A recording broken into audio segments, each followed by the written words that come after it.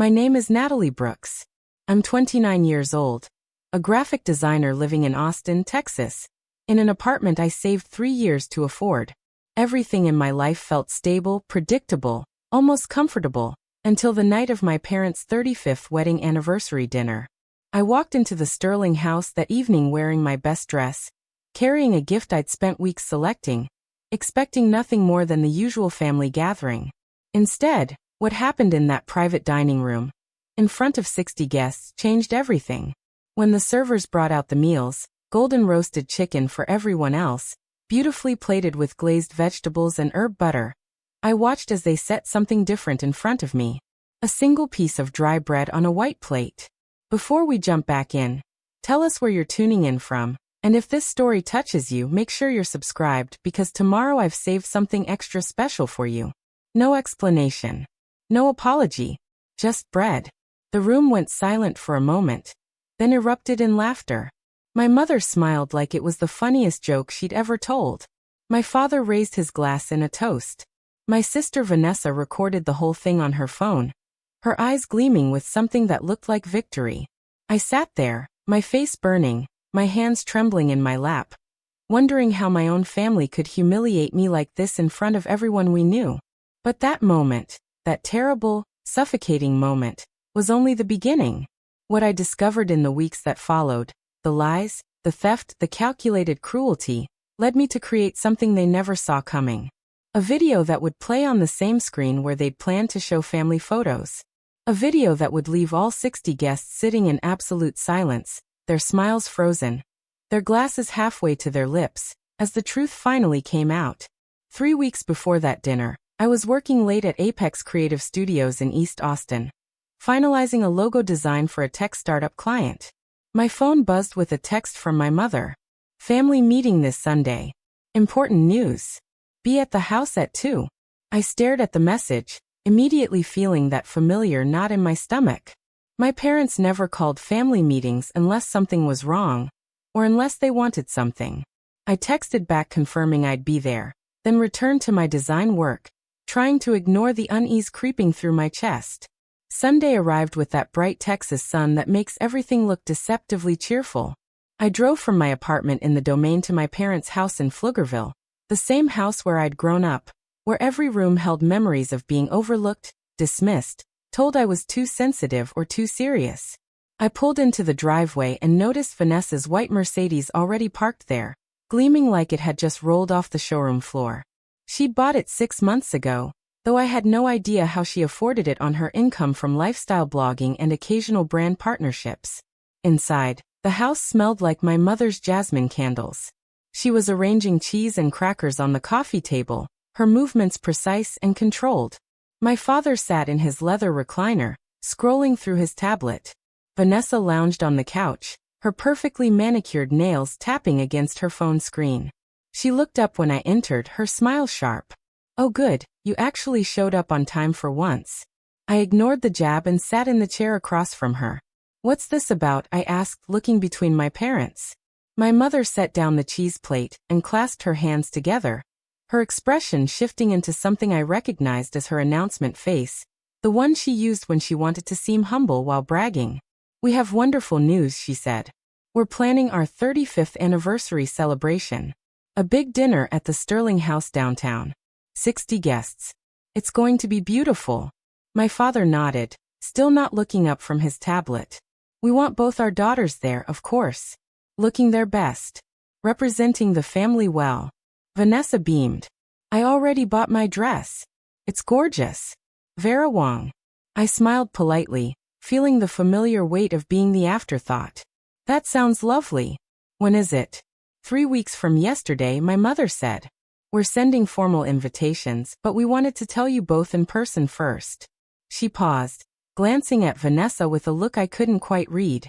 "And we have another announcement.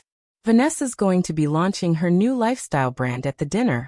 We're giving her time during the speeches to present it to everyone." My stomach dropped. A product launch at their anniversary dinner. I looked at Vanessa, who was practically glowing with smugness. "It's perfect timing," she said. "All the right people will be there. Investors, influencers, family friends with connections." Mom and Dad are being so supportive. I felt that old familiar sting, the one I'd been feeling since childhood. When I'd started my graphic design business 3 years ago, barely scraping by in a tiny studio apartment while building my portfolio, my parents had said nothing. No offer to help. No promotion to their friends. Just vague comments about how creative work was nice but not very stable. Now here they were, handing Vanessa a platform at their own anniversary celebration. That's great, I managed to say, my voice flat. I'm happy for you, Vanessa. My mother's eyes narrowed slightly. You'll be there, won't you, Natalie? You're not going to make excuses like you usually do. I never made excuses. I'd missed exactly 2 family events in the past 5 years, both times because of work deadlines I couldn't move. But in my mother's version of history, I was the unreliable daughter, the one who didn't prioritize family. I'll be there, I said. Good, my father said, finally looking up. Wear something appropriate. Not those artsy clothes you usually favor. Something classic. I nodded, biting back the response forming in my throat. The meeting continued with details about the dinner, the guest list, the menu selections. Nobody asked if I wanted to contribute ideas. Nobody asked about my life or my work. When I finally left an hour later, I sat in my car for a long moment before starting the engine, trying to shake off the heaviness pressing against my ribs. That week at work, I threw myself into projects, grateful for the distraction. Quinn Miller, my best friend and fellow designer at the agency, noticed my mood over lunch at our favorite taco truck near the office. You've got that look, she said, biting into her barbacoa taco. The family stress look. I sighed, picking at my own food. Anniversary dinner in 3 weeks. My parents are making it all about Vanessa's new business launch. Quinn rolled her eyes. Of course they are. What is it this time? Some wellness brand or something? Lifestyle brand, I said. Whatever that means. She's going to pitch it to 60 guests during what's supposed to be a celebration of my parents' marriage. That's incredibly tacky, Quinn said. Even for your family. I laughed despite myself. The worst part is they act like it's completely normal. Like I'm supposed to be thrilled about it. Quinn studied me, her expression softening. You know you don't owe them anything, right?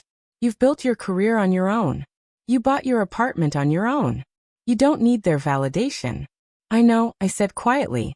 But it still hurts. She reached across the table and squeezed my hand. It's allowed to hurt. They're your parents. You're allowed to want them to see you. The next 2 weeks passed in a blur of work and preparation. I bought a simple navy dress, classic and understated. Exactly what my father had requested. I ordered a nice picture frame engraved with my parents' wedding date. A safe, thoughtful gift that required effort but wouldn't draw too much attention. I told myself I'd go to the dinner, smile through Vanessa's presentation, and leave early. Just get through it. Then, for days before the dinner, everything shifted. I was working from home that afternoon, my laptop open on my kitchen table, when my phone rang. It was Jessica Palmer, the social media coordinator at our agency. She'd become friendly with me over the past year, often sharing industry gossip and online trends. Hey Natalie, she said, her voice careful. I need to show you something. Can you check Instagram right now? My heart started beating faster. What is it? Just look at Vanessa's recent posts. The ones from yesterday. I opened Instagram and navigated to my sister's profile. Her latest post showed her standing in front of a massive house, arms spread wide, caption reading, "Dreams do come true. Welcome to my forever home." The house was stunning, modern farmhouse style with a pristine lawn and professional landscaping. The kind of house that costs serious money in Austin's market. I scrolled through the photos. Interior shots of a gourmet kitchen, a spacious living room, a backyard with a pool. My hands started shaking. Natalie, Jessica said quietly, I did some digging. That house is in Westlake Hills. It sold 4 days ago for $750. Preparing and narrating this story took us a lot of time, so if you are enjoying it, subscribe to our channel, it means a lot to us. Now back to the story. $50,000. I couldn't breathe. How, I whispered. How could she possibly afford that? Jessica hesitated. I don't know. But I thought you should know. After we hung up, I sat staring at my phone, my mind racing. Vanessa had no stable income. Her blog made maybe $2,000 a month on a good month. She had no corporate job, no trust fund that I knew of. Where did $750,000 come from? I called Quinn immediately. She answered on the second ring. Please tell me you're sitting down, I said. I just found out Vanessa bought a $750,000 house. Quinn was silent for a moment. How is that possible? That's what I need to find out, I said. Something isn't right. Quinn's voice turned serious. Do you think your parents helped her? A house like that, in that neighborhood, that's not just help. That's major money. I thought about my parents' house in Pflugerville, the one they'd lived in for 30 years. It was a nice house, well maintained, but nothing extravagant. They'd always been comfortable but not wealthy. My father's accounting career had provided well, and my mother's years in real estate had brought in decent commissions. But this kind of money didn't make sense. Unless, I said slowly, they sold something big. Quinn inhaled sharply. You think they sold their house? I don't know, I said. But I'm going to find out. That evening, I called Marcus Jennings, an attorney I'd met through a client project 2 years ago. We'd stayed in touch, occasionally grabbing coffee when our schedules aligned. He'd once mentioned that if I ever needed legal advice, I should reach out. Marcus, I said when he answered, I need a favor. I need to check property records for my parents' house. Can you help me with that? He didn't ask questions, just told me to send him the address. I'll have something for you by tomorrow afternoon, he said. Thank you, I said, feeling a mixture of dread and determination. I spent that night barely sleeping, my mind churning through possibilities. If my parents had sold their house to fund Vanessa's purchase, why hadn't they told me? Why the secrecy? And why were they still living there as if nothing had changed? The next afternoon, Marcus called me. I was in my car, parked outside a coffee shop, dreading what he might say. Natalie, he said, his voice measured. I pulled the records. Your parents sold their house 3 weeks ago. The sale price was $820,000. My vision blurred. 3 weeks ago. Right around the time of that family meeting. Who bought it? I asked, my voice barely above a whisper. A couple from California. It's a clean sale. But here's what's interesting. The entire proceeds, all $820,000, were transferred the same day to an account in Vanessa's name. I closed my eyes, gripping my phone so hard my knuckles turned white. All of it. Every penny. Marcus continued. There's more. That money was used as a down payment and cash infusion for the Westlake house. She got a mortgage for the rest, but your parents basically handed her the keys. Where are they living now? I asked, though I already knew the answer. According to utility records, Marcus said, they're still at the Pflugerville address. The new owners don't take possession for another 2 weeks. So they sold their house, gave Vanessa everything, and didn't tell me. My voice sounded hollow even to my own ears. Marcus was quiet for a moment. I'm sorry, Natalie. That's a hell of a thing to discover. What are you going to do? I don't know yet, I said. But thank you for finding this. If you need anything else, he said, legal advice, documentation, whatever, call me. I sat in my car for a long time after we hung up, watching people walk in and out of the coffee shop, living their normal lives while mine felt like it was crumbling. My parents had sold their home, the home I grew up in, and given every cent to my sister. Not a word to me. Not a conversation. Just a secret transaction while they planned their anniversary party and criticized my clothing choices. I drove to Halcyon Coffee Bar on South Congress and texted Aunt Diane, my mother's sister. She'd always been the truth teller in the family, the one who didn't sugarcoat things. Can we talk? It's important. She responded within minutes. I'm in Austin tomorrow. Meet me at 2 at that coffee place you like. The next day, I arrived early, ordering a latte I didn't drink, just holding it for warmth even though it was 70 degrees outside. Aunt Diane walked in exactly at 2, her silver hair pulled back, her eyes sharp and kind. She hugged me, then sat down, studying my face. You look miserable, she said bluntly. What happened? I told her everything. The family meeting, Vanessa's house, the property records, the $820,000. Aunt Diane's expression darkened with each detail. When I finished, she sat back, shaking her head. I was afraid of this, she said. Your mother called me 2 months ago. Said they were making a big investment in Vanessa's future.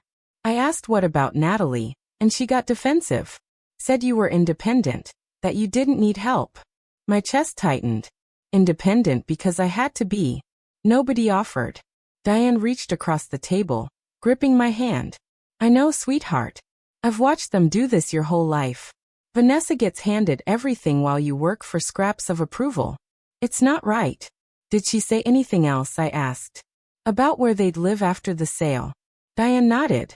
She mentioned something about staying with you temporarily until they figured things out. But she was vague.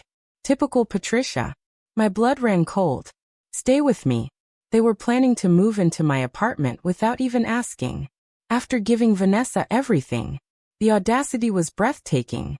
Have they asked you yet? Diane said. No, I said. But I'm guessing that's coming. Diane squeezed my hand harder. Don't let them steamroll you, Natalie. You've worked too hard for your space, your peace. They made their choice. They don't get to make yours too. I nodded, feeling something harden inside me. You're right. I'm done being the backup plan. We talked for another hour, Diane sharing stories of my mother's lifelong pattern of favoritism. How even as children, Patricia had always championed the easier path, the prettier picture. Vanessa fit that mold. I didn't. When we parted, Diane hugged me tight. Whatever you decide to do, she said, I'm on your side.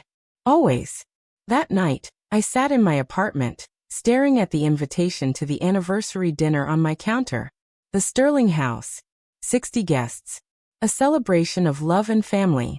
And in the middle of it, Vanessa's product launch, funded by our parents' entire life savings.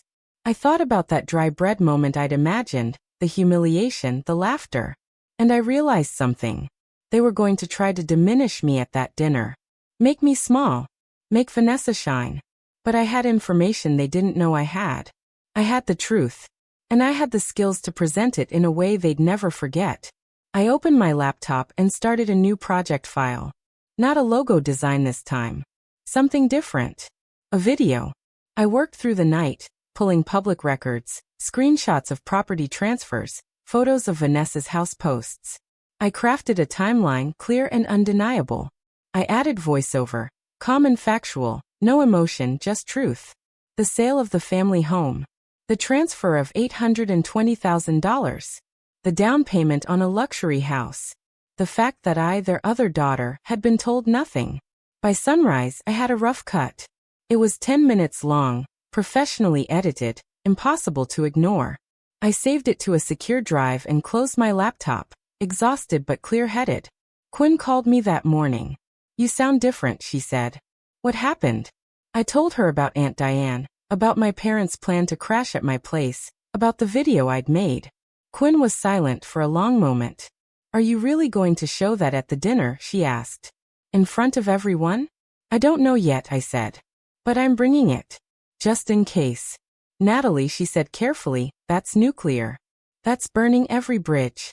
I know, I said. But maybe some bridges need to burn. She didn't try to talk me out of it. That's why I loved Quinn. She trusted me to know my own limits. Just make sure you're ready for the fallout, she said. Because there will be fallout. I'm ready, I said. And I meant it. The days leading up to the dinner felt surreal. My parents called twice, both times with reminders about dress code and arrival time. Neither mentioned the house sale. Neither asked about my life. Vanessa posted daily updates about her brand launch, building hype among her followers. The comments were full of congratulations and excitement. Nobody knew the real story. The morning of the dinner, I woke early, my stomach tight with nerves. I showered, did my makeup carefully, pulled on the navy dress. I looked at myself in the mirror, barely recognizing the calm expression on my face. I'd spent so many years trying to earn my parents' approval, trying to be good enough. Today, I was done trying. I packed the USB drive with my video into my clutch, along with my phone and lipstick.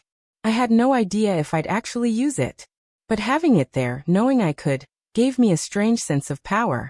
I drove to the Sterling House as the sun started setting, casting long shadows across downtown Austin. The restaurant was elegant, all white stone and tall windows. I could see the private dining room on the second floor, already filling with guests.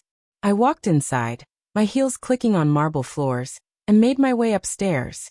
The room was stunning. Crystal chandeliers, round tables with white linens, a small stage at the front with a microphone and a large projection screen. My parents stood near the entrance, greeting guests. My mother wore a champagne-colored gown. My father a sharp tuxedo. They looked happy, proud, completely at ease. When my mother saw me, her smile tightened just slightly. "Oh good, you're here. You look nice." Not quite what I would have chosen, but nice. My father nodded. "Glad you made it on time." I smiled blandly. Wouldn't miss it. I moved past them into the room, scanning the crowd. 60 people, just like they'd said. Family, friends, colleagues, distant relatives. People I'd known my whole life. People who had no idea what was really happening. Vanessa stood near the stage, radiant in a white gown that probably cost more than my monthly rent. She waved at me, her smile dazzling and false. "So glad you came, Nat. This is going to be such a special night." "I'm sure it will be," I said. Dinner was served at 7. I sat at a table near the back with some cousins I barely knew, making polite conversation while my mind raced. Servers brought out plates of beautifully prepared food, herb-roasted chicken with glazed carrots and garlic mashed potatoes. Everyone received the same meal. There was no dry bread moment, no public humiliation. I realized then that I'd built that image in my head, a symbol of how they'd always treated me. The reality was subtler, more insidious. It was in the way my mother introduced Vanessa to guests as our successful daughter. The way my father beamed when someone complimented Vanessa's dress. The way nobody asked me about my work, my life, anything. I was invisible. After dinner, my father stood and took the microphone. The room quieted. "Thank you all for being here tonight," he said, his voice warm. "Patricia and I are so grateful to celebrate 35 years of marriage with the people we love most." My mother joined him, taking his hand. "We've been blessed," she said. "Blessed with good health, good friends, and 2 wonderful daughters." She gestured to Vanessa, who stood and waved. The crowd applauded. I sat motionless. "And tonight," my father continued, "we're thrilled to support our youngest daughter Vanessa as she launches her new lifestyle brand. She's worked so hard on this, and we couldn't be prouder." More applause. Vanessa walked to the stage, taking the microphone with practiced ease. "Thank you, Mom and Dad," she said, her voice saccharine. "Your support means everything." She launched into her pitch, talking about wellness and authenticity and curated living. The projection screen behind her lit up with her brand logo, sleek and expensive looking. I watched the guests, saw them nodding, smiling, some taking notes. She was good at this. Charismatic. Convincing. And I sat there, the other daughter, the invisible one, with a USB drive in my clutch that could shatter this entire illusion. My hands were shaking. I didn't plan this. I told myself I'd just bring the video as insurance, as protection. But sitting there, watching my sister bask in praise bought with money stolen from my future, from any inheritance I might have expected, from any acknowledgement that I mattered too, something inside me snapped. I stood up. Quietly, so as not to draw attention. I walked to the side of the room where the AV technician was managing the projection equipment. "Excuse me," I said softly. "I have a video to add to the presentation. Family tribute. Can you cue this up after she finishes?" He looked uncertain. "I'd need to check with the hosts." "I'm family," I said, smiling. "It's a surprise. For my parents." My voice was steady, convincing.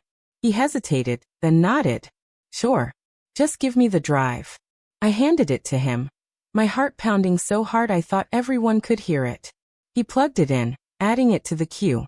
I returned to my seat. Vanessa was wrapping up her presentation. And with my parents' incredible support, she said, gesturing to them, "I've been able to make this dream a reality. I'm launching next month, and I hope you'll all join me on this journey." The room erupted in applause. Vanessa beamed.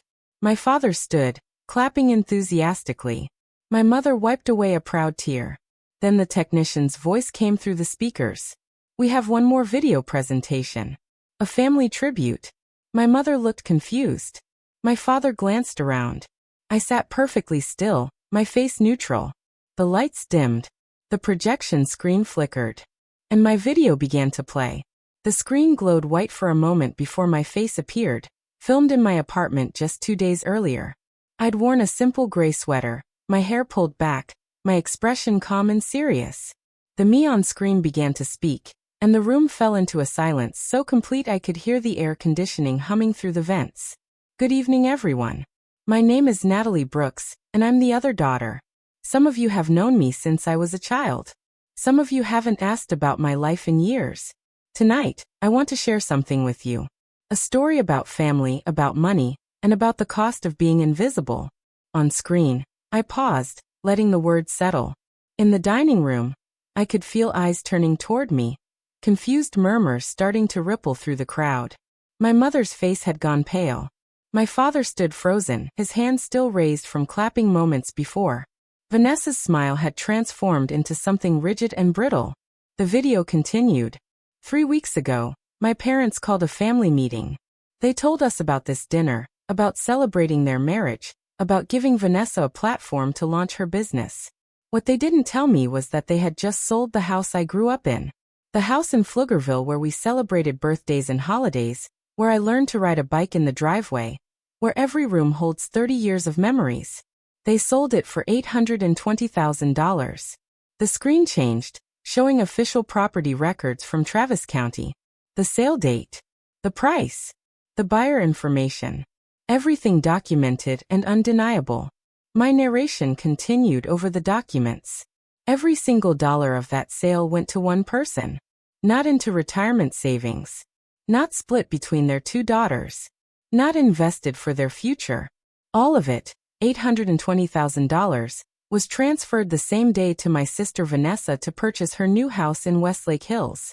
The video cut to screenshots of Vanessa's Instagram posts, her standing in front of the massive house, her captions about dreams coming true and manifesting abundance. The contrast between her curated perfection and the raw financial documents was stark and damning. I watched the room from my seat in the back. Guests had stopped whispering. Forks were set down. Wine glasses forgotten. Every single person was staring at the screen, then at my parents, then at Vanessa, then back at the screen. The narrative I'd crafted was too clear, too well documented to dismiss. My voice from the video continued, measured and factual. I want to be clear about what this means. My parents chose to liquidate their entire primary asset and give it to one child. They made this decision without consulting me, without informing me, and while planning this celebration where they would publicly praise that same child's success. Success they funded entirely. Meanwhile, I was told to dress appropriately and show up on time. The screen shifted again, this time showing a simple timeline. On one side, entries about Vanessa. Private school tuition paid in full. College expenses covered. First car purchased by parents. Apartment deposits paid. Credit card bills settled. Brand launch funded with $820,000. On the other side, my timeline. Public school. Student loans for college still being paid. First car bought used with my own savings. Apartment earned after 3 years of saving. Business built from scratch with zero financial support. The disparity was impossible to ignore. I could see my Aunt Diane in the crowd now, her hand pressed to her mouth, her eyes bright with tears. She'd known this was coming. I'd called her yesterday and told her I might do this, that I couldn't stay silent anymore. She'd said only, make sure you can live with the consequences. I was about to find out if I could. The video showed my face again, closer now, more intimate. I'm not telling you this to embarrass my parents, though I understand that's what this will do. I'm not trying to ruin Vanessa's moment, though that will likely happen too. I'm doing this because I've spent 29 years being the daughter who didn't need help, who didn't deserve attention, who was supposed to be grateful for scraps while watching everything go to someone else. I'm doing this because silence protects the people who hurt us, and I'm done being silent. My mother made a sound then, something between a gasp and a sob. She grabbed my father's arm, her knuckles white. Several guests turned to look at them, and I saw the recognition dawning on faces around the room. These were people who'd known our family for decades. They'd watched me grow up in Vanessa's shadow. They were connecting dots they'd probably noticed but never voiced. The video wasn't finished.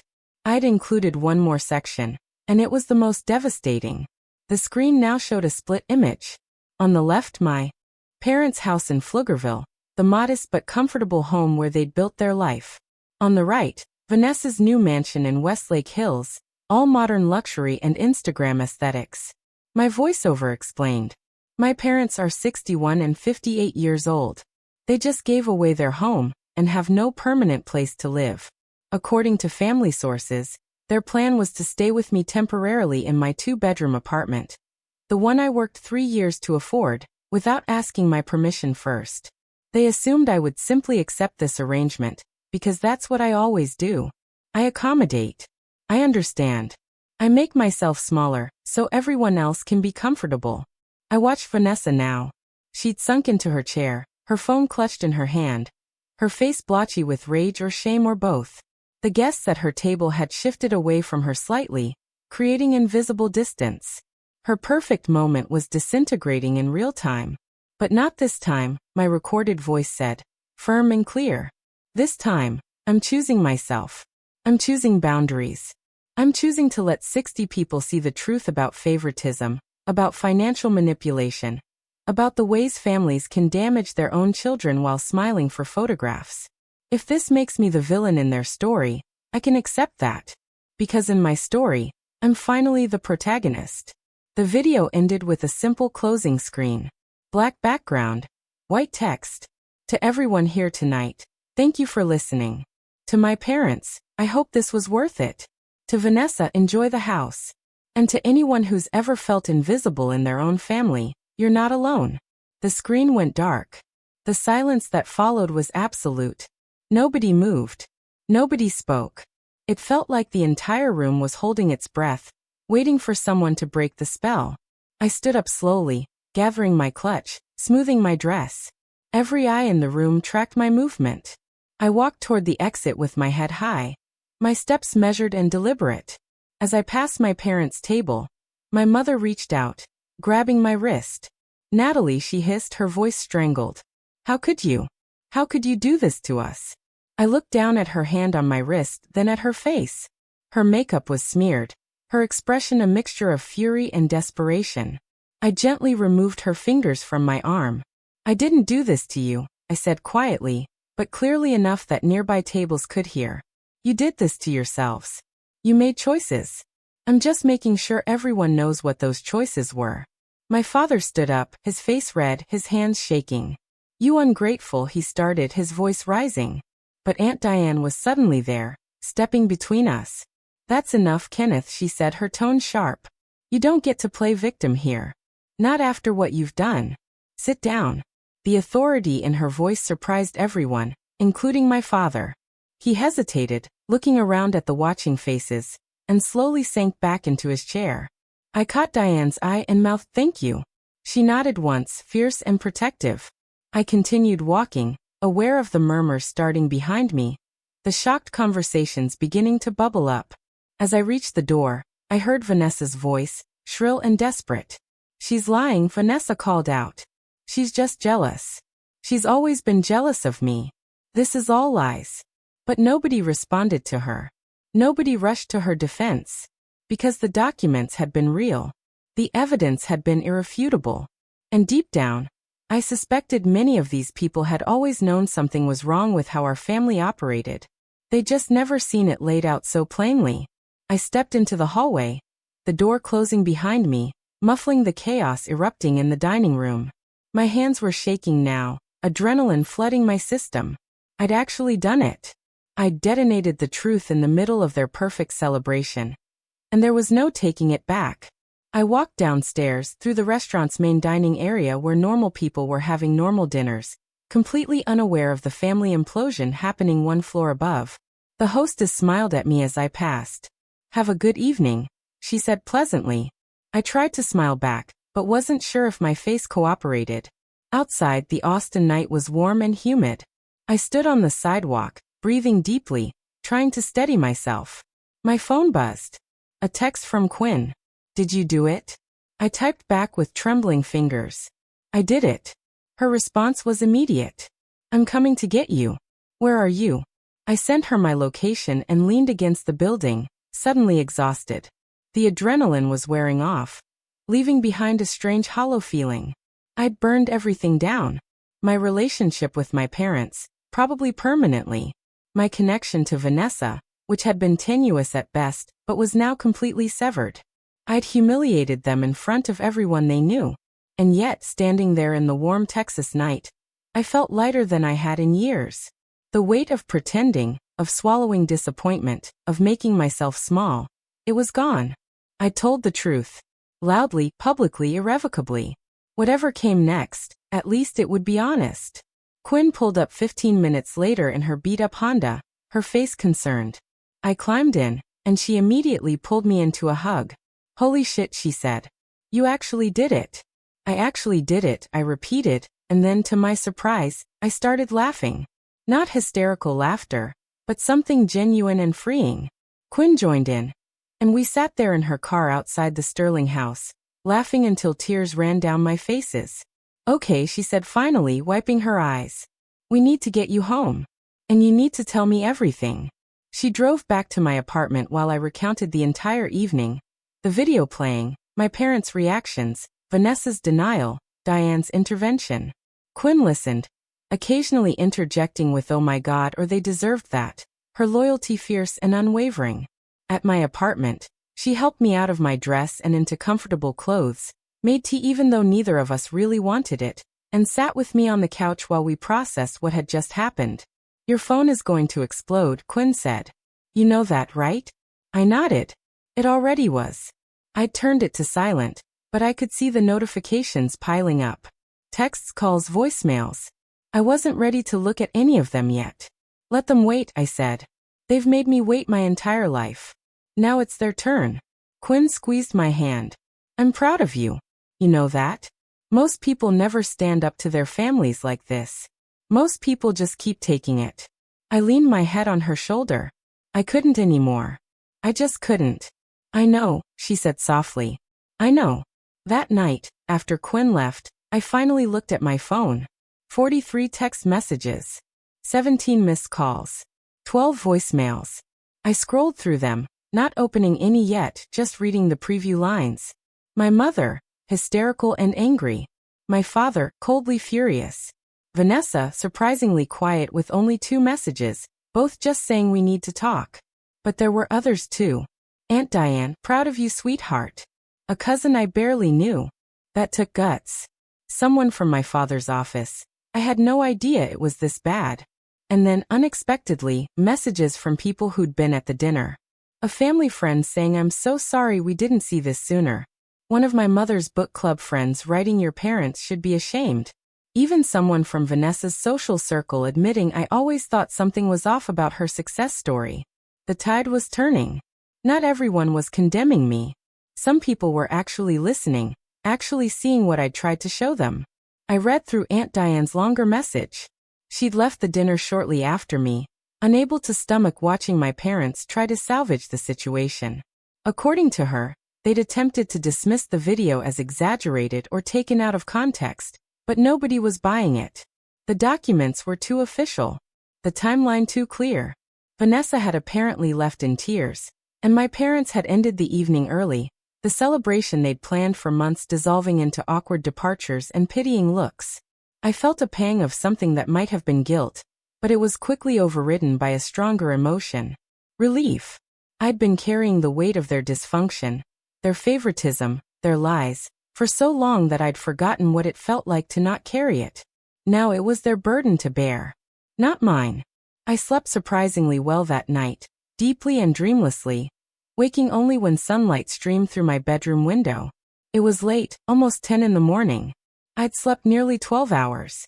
My phone showed more messages, but I ignored them, making coffee instead and sitting on my balcony, looking out at the neighborhood pool where a few people were already swimming laps. Marcus called around noon. "Natalie," he said when I answered, "I heard what happened. Are you okay?" "Word travels fast," I said. "Small community," he replied.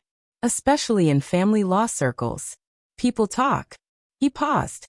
"For what it's worth, what you did took incredible courage.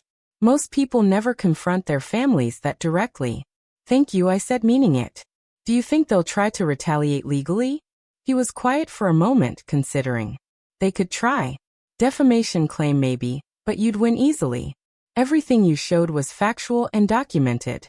Honestly, I think they're more worried about their reputation than pursuing legal action. That would just keep the story alive. What about Vanessa? I asked. Could she come after me?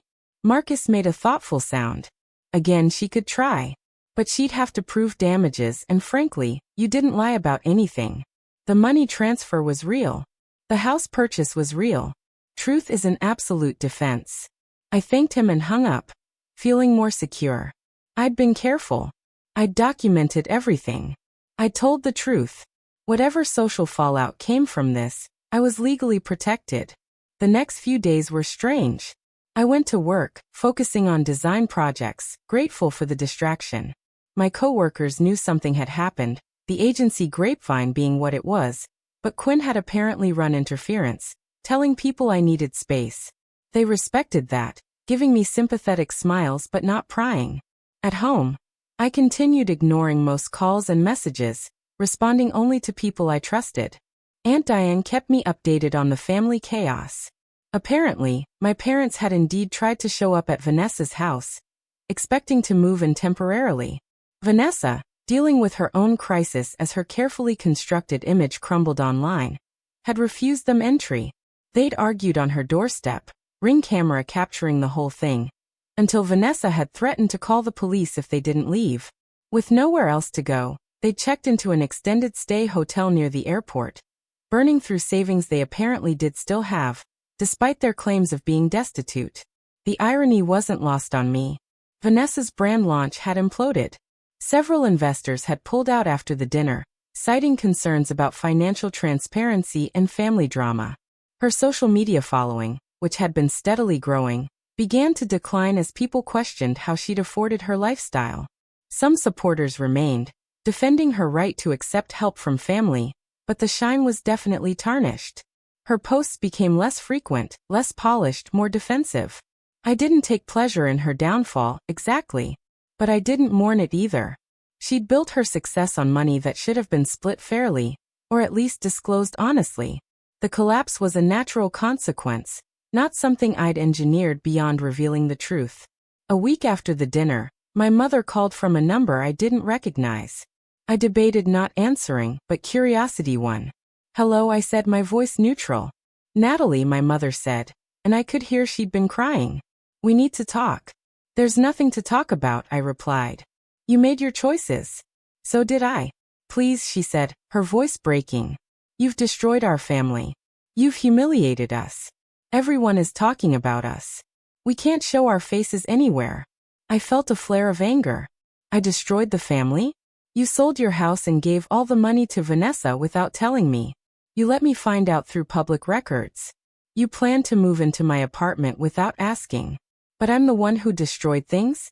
She was silent for a moment, then her tone shifted, turning cold. "You were always so difficult, Natalie.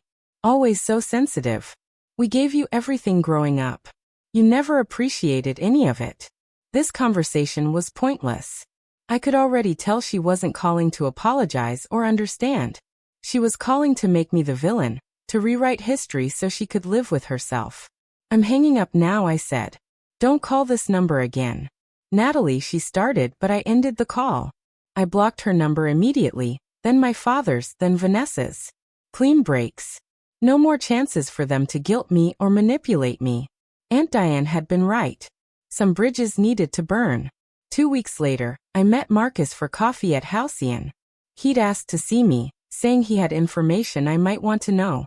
We sat in a corner booth, and he slid a folder across to me. "Your parents filed for bankruptcy last week," he said quietly. I opened the folder, scanning the documents. They'd burned through their remaining savings on the hotel, and trying to maintain appearances. With no house, no income since my father's retirement, and mounting credit card debt from funding Vanessa's lifestyle over the years, they'd hit a wall. "What happens now?" I asked. Marcus shrugged. "They'll have to liquidate remaining assets, restructure their debt. It's not going to be pleasant for them." He paused. "There's more. Vanessa is apparently trying to sell the house. Can't keep up with the mortgage and property taxes. The market's soft right now, so she'll likely take a loss. The empire built on $820,000 was crumbling. Part of me felt vindicated. A larger part just felt sad. This was my family broken, beyond repair, and even though they'd caused it, even though I'd been right to expose it, the waste of it all was depressing. "Are you okay?" Marcus asked, watching my face. I nodded. "Yeah. It's just a lot." He reached across the table, squeezing my hand briefly. "You did the right thing. That doesn't always feel good, but it's still right." Over the next month, I focused on rebuilding my life without them in it. I threw myself into work, taking on bigger projects, pushing my skills. My boss noticed, offering me a senior designer position with a significant raise. I accepted, feeling like I was finally moving forward instead of staying stuck in old family patterns.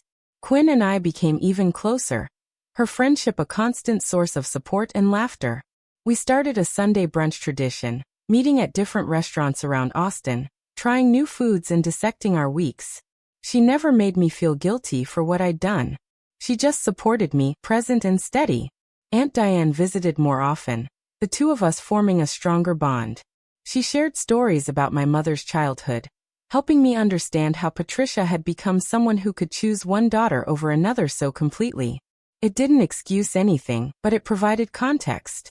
Generational patterns of favoritism and emotional neglect that I was now breaking by refusing to participate. 3 months after the dinner, I was home on a Saturday afternoon, organizing my bookshelves, when someone knocked on my door. I checked the peephole and saw Thomas Kingsley, my neighbor from down the hall. I'd spoken to him a few times, pleasant but brief exchanges. I opened the door. "Hi, Thomas. Everything okay?" He smiled, holding up a package. "This was delivered to my place by mistake. Has your name on it." I took the package, thanking him. He hesitated, then said, "I hope this isn't out of line, but I heard about what happened with your family. My sister went through something similar. It takes a lot of strength to set those boundaries." I was surprised. "Thank you. That means a lot. If you ever want to grab coffee and talk," he said, "or not talk, just hang out. I'm in 307. The offer was kind, genuine. I found myself smiling. "I'd like that." We exchanged numbers, and after he left, I realized I was making space for new connections, new relationships built on honesty instead of obligation. The package turned out to be a book I'd ordered, a memoir about family estrangement and healing. I'd been reading a lot of those lately, finding comfort in other people's stories of choosing themselves over toxic family dynamics. That evening, I sat on my balcony, the Austin sunset painting the sky in shades of orange and pink. My phone buzzed with a text from Quinn. "Dinner tomorrow? New Thai place on East 6th. I typed back an enthusiastic yes. Then I opened my laptop and started working on a personal project I'd been considering. A blog. Not about design, but about family dysfunction, about setting boundaries, about the cost and freedom of telling the truth. I wasn't sure if anyone would read it, but I needed to write it. Needed to process everything and maybe, possibly, help someone else who was sitting in a family situation wondering if they were crazy for feeling hurt, for wanting more, for considering walking away. I wrote the first post that night, my fingers flying across the keyboard. It started with the dinner, with the video, with the silence of 60 guests. Then it went backward, explaining the years of feeling invisible, the accumulation of small hurts that built into something unbearable. I wrote about the decision to expose everything, about the aftermath, about the surprising support and the expected condemnation. I wrote about learning that setting boundaries isn't selfish, it's survival. When I finished, it was past midnight. The post was long, raw, probably too honest. I read it over once, made a few edits, and then, heart-pounding, published it. I had no idea if anyone beyond Quinn and maybe Aunt Diane would see it. But it was out there, my truth in my own words, not filtered through family narratives or social expectations. The next morning, I woke to find the post had been shared 40 times. By afternoon, 200. Comments poured in, people sharing their own stories of family favoritism, of being the scapegoat, of finally standing up. Some disagreed with my methods, calling the public video too harsh. But most understood. Most had lived some version of my experience, and never found the courage to confront it. I felt less alone than I had in years. Quinn called, ecstatic. "Natalie, this is blowing up. People are really connecting with it." You should keep writing. Maybe I will, I said, smiling. Maybe I will. Over the following weeks, the blog grew. I wrote about different aspects of family dysfunction, about healing, about the grief of losing family members who are still alive. I wrote about building chosen family with friends like Quinn and relatives like Aunt Diane who actually showed up. The responses were overwhelming. People messaged me privately, sharing stories they'd never told anyone. Some asked for advice.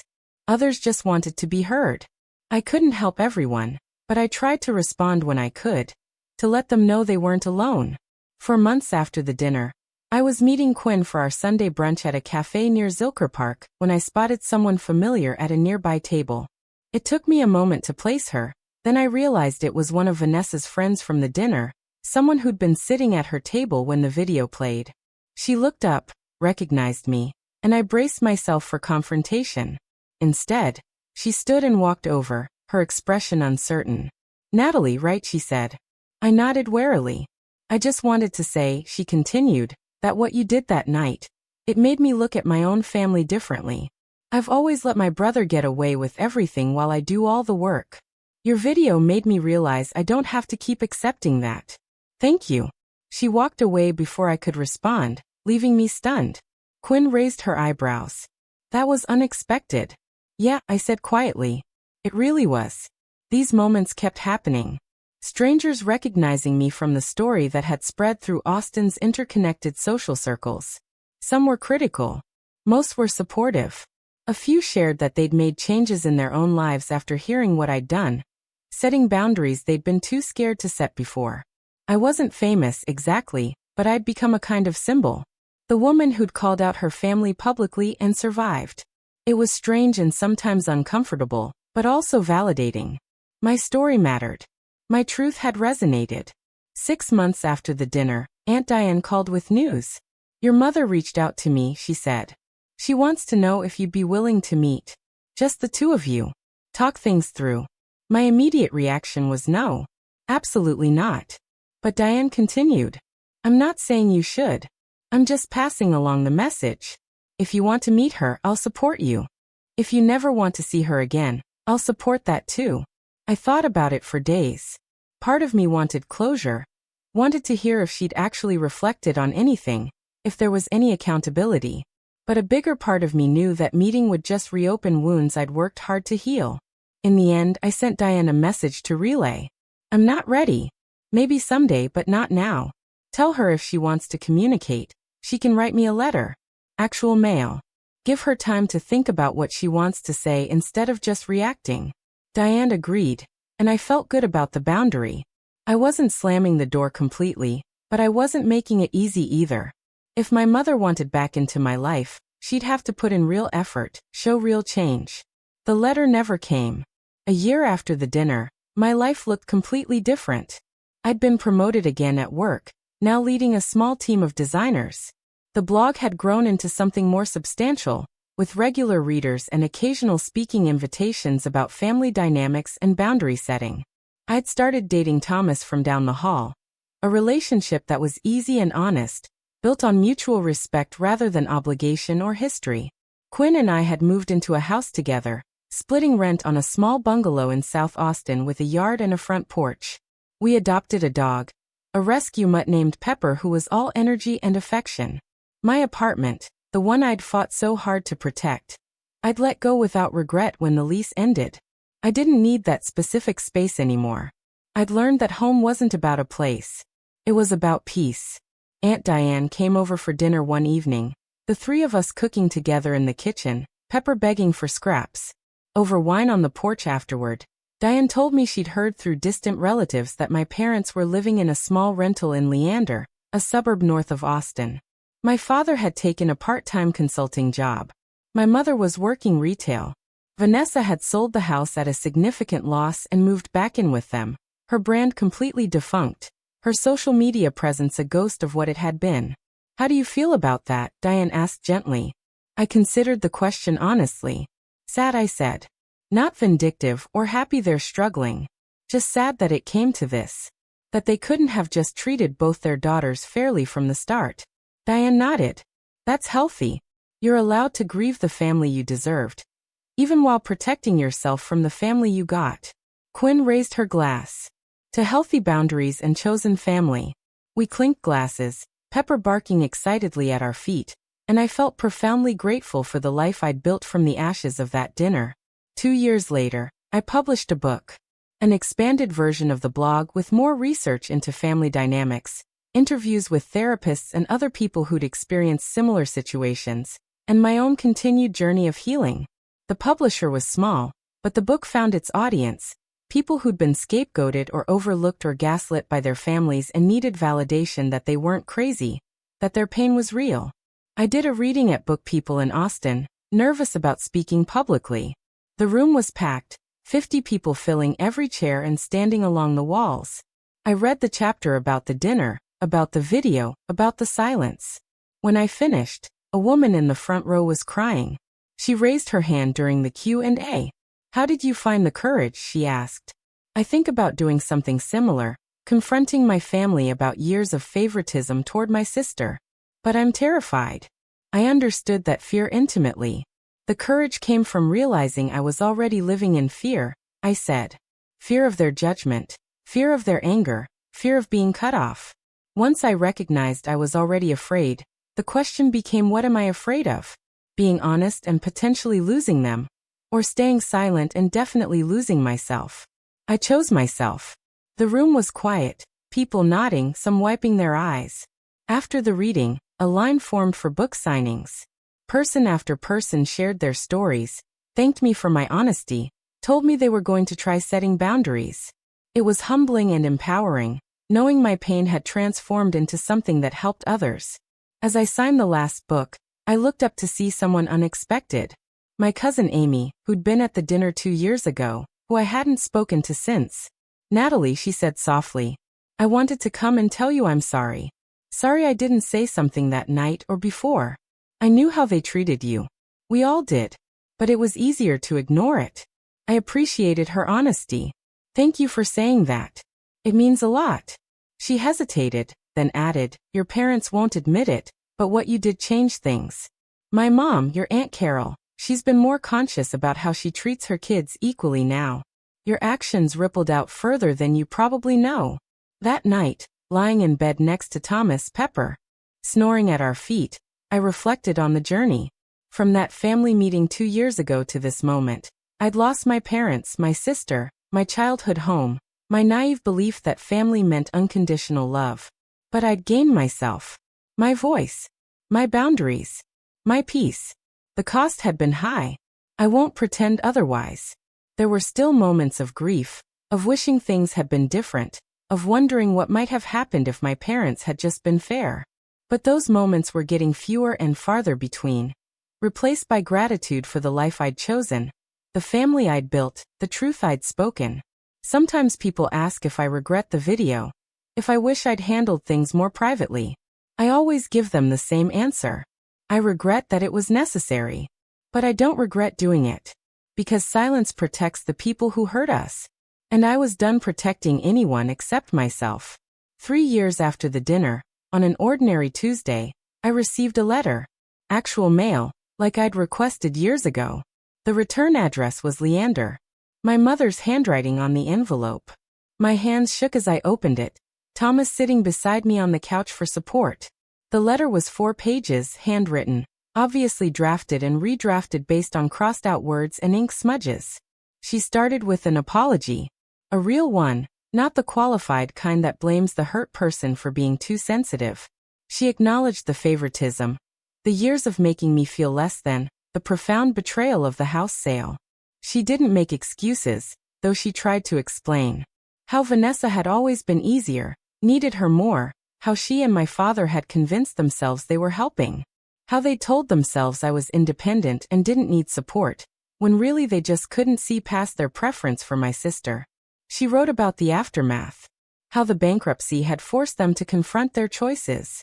How Vanessa's failure and return had shown them that throwing money at her hadn't actually helped her grow or succeed. How they'd lost friends, respect, their sense of identity as good parents. She wrote that she understood if I never wanted a relationship with them again. That she didn't deserve forgiveness. But she wanted me to know she finally understood what she'd done. And she was deeply, profoundly sorry. I read the letter 3 times, tears streaming down my face. Thomas held me, not saying anything, just present. When I finally set it down, he asked, "What do you want to do?" "I don't know," I said honestly. "Part of me wants to respond. Part of me thinks it's too late." "Does it have to be one or the other?" he asked. "Can you sit with it for a while? Decide when you're ready?" I could. I folded the letter carefully and put it in my desk drawer. I wasn't ready to respond yet. Maybe I would be someday. Maybe I wouldn't. But having the apology, knowing she'd finally seen what she'd done, that mattered. A month later, I wrote back. A short letter, not warm but not cold either. "Thank you for your apology. I'm glad you've gained perspective. I'm not ready for a relationship, and I don't know if I ever will be. But I'm open to occasional letters if you want to write. No promises beyond that." Her response came 2 weeks later. Short, grateful, respectful of my boundaries. We began a cautious correspondence, maybe one letter every few months. Surface level at first, gradually getting deeper. She asked about my book. I asked about her job. Small steps towards something that might, eventually, resemble a relationship. Or might not. I was okay with either outcome. For years after the dinner, I stood in a different event space, this one for my book's paperback launch and a small celebration of the blog's anniversary. Quinn was there, and Thomas and Aunt Diane. Marcus came, and Jessica from work. Thomas Kingsley brought his sister, the one who'd been through family estrangement.